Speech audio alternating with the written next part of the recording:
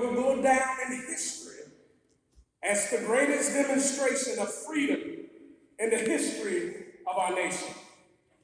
50 years ago, a great American whose symbolic shadow we stand today signed the Emancipation Proclamation. This momentous decree came as a great beacon light of hope to millions of Negroes who had been seared in the flames of the withering injustice. It came as a joyous daybreak to an end of a night of their long captivity. But 100 years later, the Negro is still not free. 100 years later, the life of the Negro is still sadly crippled by the manacles of segregation and the chains of discrimination. 100 years later, the Negro lives on a lonely island of poverty in the midst of a vast ocean of material prosperity. 100 years later, the Negro is still languished in the corners of an American society and finds himself in exile in his homeland. So we have come here today to dramatize a shameful condition. In a sense, we have come to our nation's capital to cash a check. When the architects of our republic wrote the magnificent words of the Constitution and the Declaration of Independence, they were signing a promissory note to which every American would fall heir. This note, a promise that all men, yes, black men as well as white men, would be granted an unalienable rights of liberty, life, and the pursuit of happiness. It is obvious today that America has defaulted on this promissory note insofar as our citizens of color are concerned. Instead of honoring this sacred obligation, America has given the Negro people a check that came back insufficient funds. But we refuse to believe that the Bank of Justice is bankrupt. We refuse to believe that there are insufficient funds in the great vault of opportunity of this nation. So we have come to cash this check, a check that will give us, upon demand, the riches of freedom and the security of justice. We also come to this hallowed spot to remind America of the fierce urgency of now. This is no time to engage in the luxury of cooling off or take the tranquilizing drug of gradualism.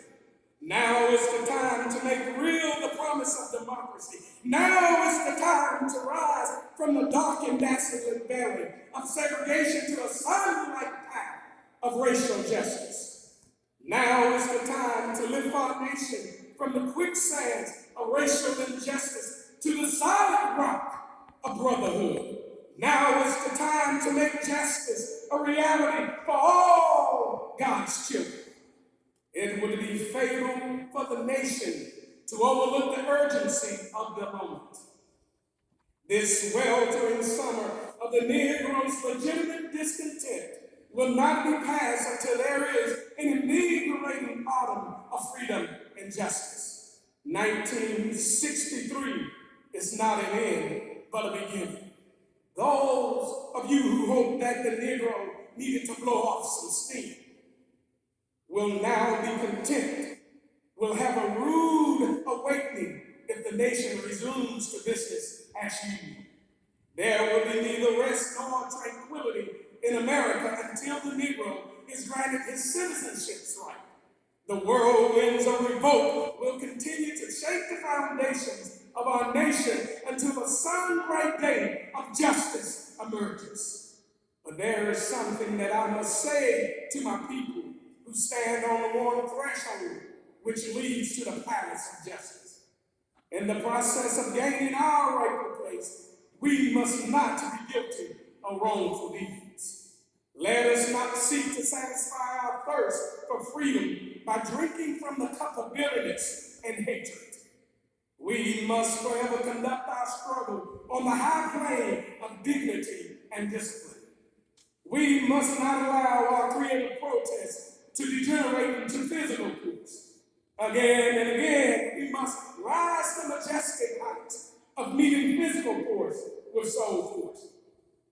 The marvelous new militancy which has engulfed the Negro community must not lead us to distrust all white people. For many of our white brothers, as evident here today, have come to realize that their destiny is tied up with our destiny. And they have come to realize that their freedom is inextricably bound to our freedom. We cannot walk alone, and as we walk, we must walk the pledge that we shall march ahead. We cannot turn back. There are those who are asking the devotees of civil rights, when will you be satisfied?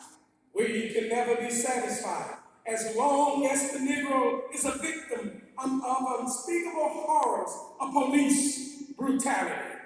We can never be satisfied as long as our bodies, heavy with the fatigue of travel, cannot gain lodging in the motels of the highways and the hotels of the city. We cannot be satisfied as long as a Negro's basic mobility is from one small ghetto to a larger one. We can never be satisfied as long as our children are stripped of their selfhood and robbed of their dignity by signs stating whites only. We cannot be satisfied as long as a Negro in Mississippi cannot vote and a Negro in New York believes he has nothing to vote for. No, we're not satisfied, and we will not be satisfied until justice rolls like mighty waters and righteousness like mighty streams. I am not mindful that some of you have come here out of the great trials and tribulations. Some of you have come fresh from narrow jail cells. Some of you have come from areas where your quest for freedom left you battered by the storms of persecution and staggered by the winds of police brutality. You have been veterans of creative suffering. Continue to work with the faith that unending suffering is redemptive. Go back to Mississippi, go back to Alabama, go back to South Carolina, go back to Georgia, go back to Louisiana, go back to the slums and ghettos of our northern cities, knowing somehow this situation can and will be changed. Let us not wallow in the valley of despair. I say to you today, my friends, even though we face the difficulties of today and tomorrow, I still have a dream. It is a dream deeply rooted in the American dream.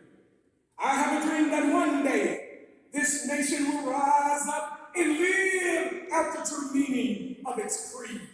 We hold these truths to be self-evident that all men are created equal. I have a dream today that one day on the red hills of Georgia, the sons of former slaves and sons of former slave owners will be able to sit down together at the table of brotherhood. I have a dream today that one day even the state of Mississippi, a state sweltering with the heat of injustice, sweltering with the heat of oppression, will one day be transformed into an oasis of freedom and justice. I have a dream today that my 4 children will one day live in a nation where they will not be judged by the color of their skin, but the content of their character. I have a dream today.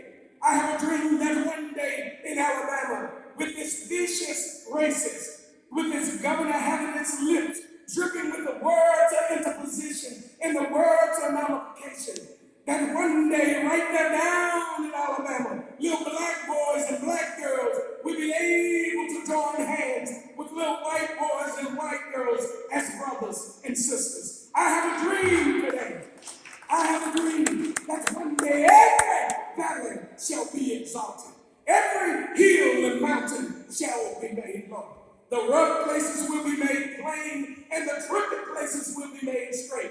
And the glory of the Lord shall be revealed, and all flesh shall see it together. This is our hope. This is the faith. I go back to the south with. With this faith, we will be able to hew out the mountain of despair, a stone of hope. With this faith, we will be able to transform the jangling discords of our nation into a beautiful symphony of brotherhood. With this faith, we will be able to work together, pray together, go to jail together, struggle together, knowing that one day we will be free. This will be the day. This will be the day when all God's children will be able to sing with new meaning. My country, 'tis of thee, sweet land of liberty. Of thee I sing. Land where my fathers died, land of the pilgrims fly. From every mountainside, let freedom ring. And if America is to become a great nation, this must become true. So let freedom ring from the prodigious hilltops of New Hampshire. Let freedom ring from mighty mountains of New York. Let freedom ring from the highland Alleghenies of Pennsylvania. Let freedom ring from snow-capped Rockies of Colorado. Let freedom ring from the curvaceous slopes of California. But not only that, let freedom ring from Stone Mountain of Georgia. Let freedom ring from Lookout Mountain of Tennessee. Let freedom ring from every hill and molehill of Mississippi. From every mountainside, let freedom ring. And when this happens, and when we allow freedom to ring, when we let it ring from every village and every hamlet, from every state and every city, we will be able to speed up that day when all God's children, black men and white men, Jews and Gentiles, Protestants and Catholics, will be able to join hands and sing in the words of the old Negro spiritual, free at last, thank God Almighty.